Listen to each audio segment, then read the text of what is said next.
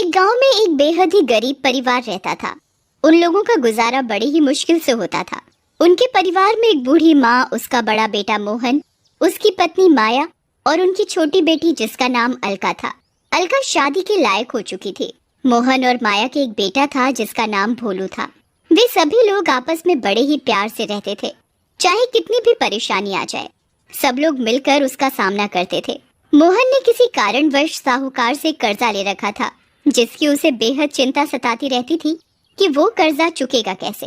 एक दिन की बात है, घर में सभी लोग खाना खा रहे थे। तभी साहूकार के कुछ आदमी उनके घर आते हैं और मोहन से कहते हैं, मोहन, अगर तुमने कर्जा नहीं दिया तो हम तुम्हारा घर ले लेंगे, इसलिए जल्दी से जल्दी तुम्हें कर्जा देना पड़ेगा। मैं जल्दी ही कर्जा देने की कोशिश करूंगा। कोशिश नहीं, जल्दी ही देना पड़ेगा। ठीक है। और ये कहकर साहूकार के आदमी चले जाते हैं। मोहन की माँ मोहन से कहती है, मोहन बेटा, तू इतनी जल्दी साहूकार का कर्जा कैसे देगा? माँ, तुम चिंता मत करो, मैं और मेहनत करूंगा और ज्यादा पैसा कमाऊंगा और साहूकार का कर्जा भी जल्दी चुका दूंगा। तभी मोहन की पत्नी माया भी कहती है, माँ तुम चिंता मत करो, हम सब है ना कोई रास्ता जरूर निकालेंगे। पर मोहन, और तुम अकेले सब कैसे करोगे? अलका की शादी भी करनी है, भोलू की पढ़ाई और ऊपर से मेरी दवाई गोली का खर्चा। अरे माँ, तू चिंता क्यों करती है? मैं हूँ ना, सब ठीक कर दूंगा। तभी अलका माँ से कहती है, माँ तुम मेरी शादी की चिंता मत करो, मुझे अभी शादी नहीं करनी। मैं तो अपनी बहना की शादी ऐसे करूंगा कि सब देखते रह जाएंगे। अपने भाई की बात सुनकर अलका रोने लगती है और वहाँ से चली जाती है।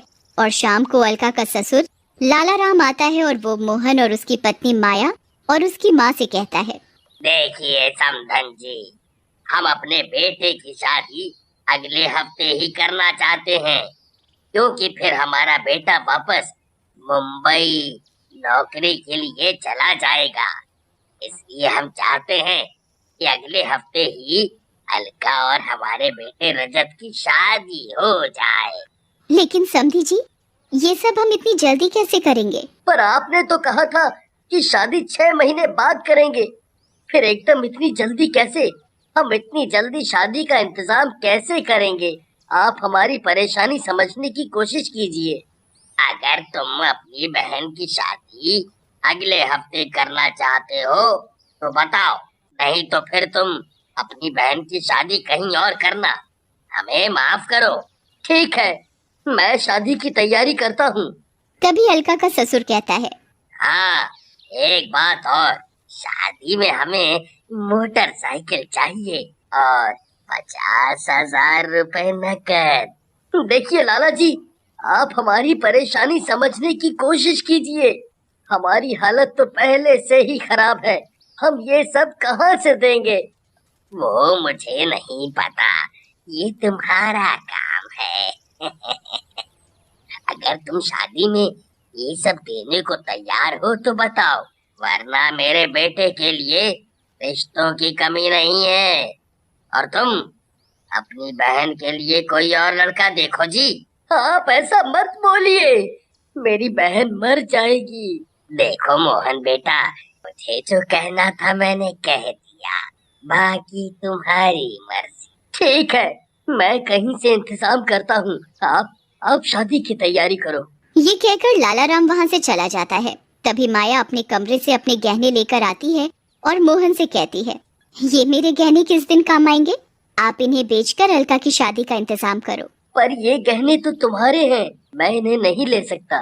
गहने जरूरत पड़ने पर ही तो काम आते हैं, इनकी जरूरत अब ज्यादा है, इसलिए आप इन्हें बेचकर अलका की शादी की तैयारियां करो। उन सब की बातें अलका कमरे से सुन रही थी। वो अपने घर वालों से कहती है, मैं शादी नहीं करूंगी, और उस घर में तो बिल्कुल भी नहीं जहाँ दहेज मांगा जाता हो। भैया, आप कल जाकर ही उन लोगों को मना कर देना कि हमें ये शादी नहीं करनी। तभी माँ भी मोहन से कहती है, हाँ मोहन बेटा, मैं अपनी बेटी की शादी ऐसे लालची लोगों के घर में बिल्कुल भी नहीं करूंगी, मना कर देना उन लोगों को। तभी भोलू रोता हुआ आता है और वो अपनी माँ माया से कहता है, माँ, मुझे बहुत जोरों से भूख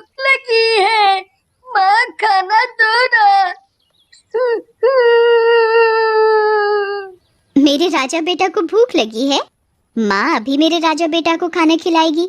फिर माया भोलू को और घर के सभी लोगों को खाना देती है।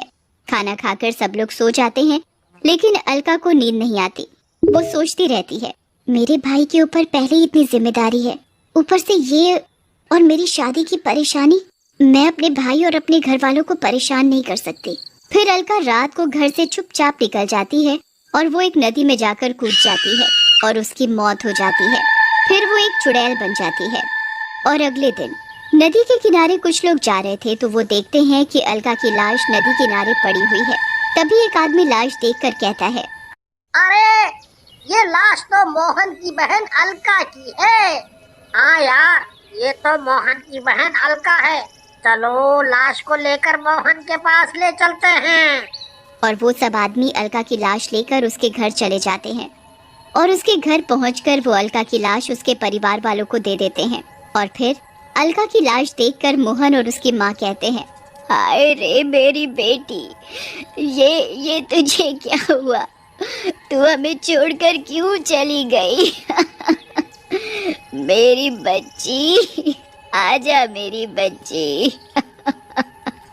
मेरी बहन, तूने एक बार भी नहीं सोचा कि तेरे बगैर तेरा भाई कैसे रहेगा?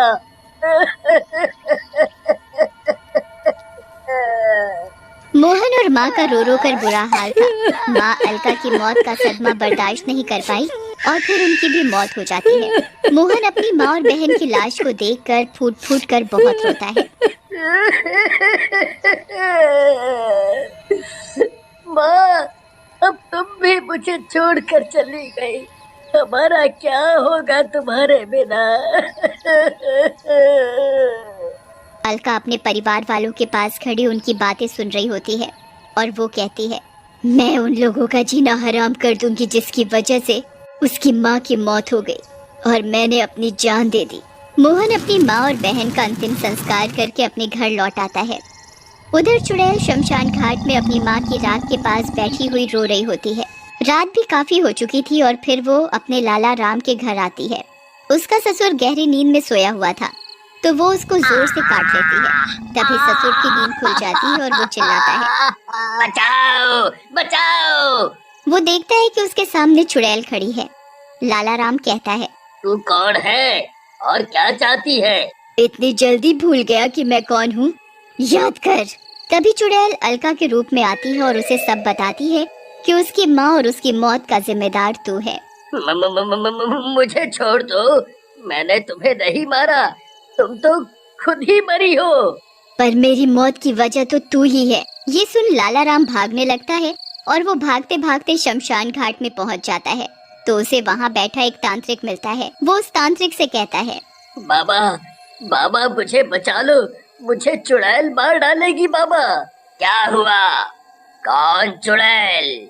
ये तो तूने बहुत ही गलत किया। तेरे इस लालच की वजह से 2 लोगों की जान चली गई। तभी चुड़ैल भी वहां आ जाती है और लाला राम का गला दबाकर मारने लगती है। तभी तांत्रिक चुड़ैल से कहता है, ओ चुड़ैल, छोड़ दे इसे। ए तांत्रिक, इसे छोड़ दे, ये मेरा शिकार है। मैं इसे मार डालूंगी और इसे मार कर ही दम लूंगी। मैं तुझे ऐसा नहीं करने दूंगा, ये गलत है। उन लोगों को सजा देने वाला भगवान है। ये कहकर फिर तांत्रिक चुड़ैल को अपनी बोतल में कैद कर लेता है और वो लाला राम से कहता है, अब तू घर जा, चुड़ैल तेरा कुछ भी नहीं बिगाड़ पाएगी। लाला राम अपने घर चला जाता है। फिर तांत्रिक भी अपनी कुटिया में जाकर साधना में लग जाता है। तांत्रिक अपनी साधना में लगा हुआ होता है। तभी अचानक एक बिल्ली न जाने कहां से आकर वो बोतल गिरा देती है और चुड़ैल आजाद हो जाती है और वो सीधा लाला राम के घर जाती है और लाला राम से कहती है, ओए लाला राम, उठ, तू इतनी जल्दी चैन की नींद नहीं सो सकता। लाला राम चुड़ैल की आवाज सुनकर उठ जाता है और चुड़ैल के आगे गिड़गिड़ाने लगता है और कहता है, मुझे छोड़ दे, मुझे छोड़ दे, मुझे माफ कर दे, मुझसे गलती हो गई बेटा, मुझसे गलती हो गई। तुझसे तो गलती हो गई, पर मेरी माँ का क्या दोष था जो तेरी वजह से इस दुनिया से चली गई। माफ कर दे बेटा, मुझे मुझे छोड़ दे बेटा, बेटा मुझे छोड़ दे, मुझे छोड़ दे। तभी चुड़ैल लाला राम का गला दबाने लगती है तो तांत्रिक आ जाता है और वो चुड़ैल से कहता है, छोड़ दे चुड़ैल, इसकी सजा इसे भगवान देगा। फिर इसकी वजह से मेरी और मेरी माँ की जान क्यों गई? ये हमारा हत्यारा है। मैं अपना बदला लिए बगैर नहीं जाऊंगी। जब तक कि मेरा बदला पूरा नहीं होता, मेरा बदला इसे मार कर ही पूरा होगा, तभी मेरी आत्मा को शांति मिलेगी। फिर चुड़ैल लाला राम को उठाकर फेंक देती है। लाला राम का सर फट जाता है, उसके सिर से बहुत खून बहने लगता है और वो जोर जोर से रोने लगता है और तांत्रिक से कहता है, मुझे बचा लो, मुझे बचा लो इस चुड़ैल से, मैं मरना नहीं चाहता। और फिर तांत्रिक अपनी मंत्र शक्ति से चुड़ैल को कैद करने की कोशिश करता है, पर चुड़ैल इतनी शक्तिशाली थी कि तांत्रिक चुड़ैल की शक्ति के आगे कमजोर पड़ गया। तभी चुड़ैल तांत्रिक से कहती है, ए तांत्रिक, मेरी तुझसे कोई दुश्मनी नहीं है, तू मेरे रास्ते से हट जा, नहीं तो तू बेमौत मारा जाएगा। तभी चुड़ैल लाला राम के गले में अपने नाखून डालकर उसे मार देती है और जोर जोर से रोने लगती है और कहती है, अब जाकर मुझे शांति मिली, अब जाकर मुझे शांति मिली। तांत्रिक चुड़ैल से कहता है, अब तो तुम्हारा बदला पूरा हो गया। चुड़ैल कहती है, हाँ, अब जाकर मेरा बदला पूरा हुआ। फिर चुड़ैल वहाँ से गायब हो जाती है।